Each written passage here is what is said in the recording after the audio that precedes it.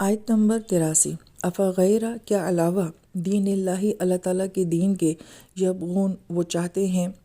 تو کیا یہ اللہ کے دین کے سوا کوئی اور دین چاہتے ہیں؟ یبغون کا لفظ جو ہے یہ بغا سے ہے۔ بغا کا مطلب ہوتا ہے کسی چیز کا چاہنا اور مسلسل چاہتے ہی چلے جانا،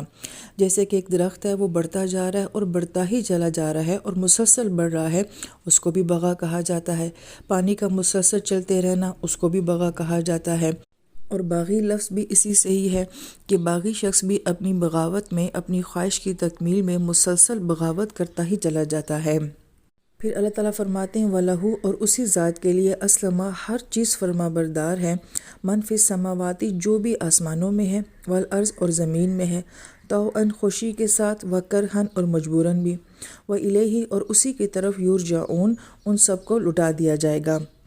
آیت کے اس حصے میں آسمان اور زمین کا ذکر کیا گیا ہے، اور آسمانی نظام کا تعلق غیب کے ساتھ اور زمینی نظام کا تعلق جو ہے وہ ظاہر کے ساتھ ہے، اور اس کے ساتھ دو الفاظ خوشی سے اور مجبوراً، ان کا تعلق آپس میں کیا ہے کہ بہت ساری باتیں ایسی ہیں کہ جن کو ہم سمجھ پاتے ہیں، بہت ساری باتیں ایسی ہیں کہ جو ہماری سمجھ سے بالا تر ہوتی ہیں، کچھ سوالوں کے جواب ہمیں مل جاتے ہیں، بہت سارے سوال ایسے بھی ہوتے ہیں جن کے جواب ہمیں نہیں ملتے ہیں۔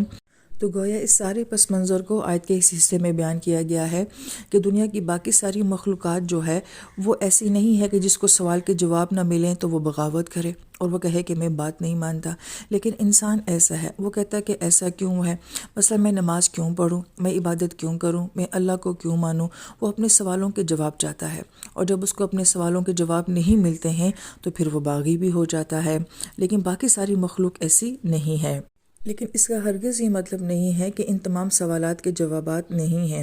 جوابات ہوتے ہیں، احکام میں بہت حکمت ہوتی ہے، لیکن انسان کی ان تک ایکسیس نہیں ہو پاتی ہے، لیکن جب اس کو کوئی جواب دینے والا نہیں ملتا یا وہ جواب تک پہنچ نہیں پاتا ہے تو پھر گویا کہ وہ انکار کرتا ہے اور بغاوت کرتا ہے۔ لیکن اس کے ساتھ ساتھ یہ بات بھی ضروری ہے کہ بہت ساری باتوں کے بعض اوقات جواب نہیں بھی ملتے ہیں، اور ان پہ ہمارا صرف ایمان ہوتا ہے، اور یہی ہمارا امتحان بھی ہوتا ہے۔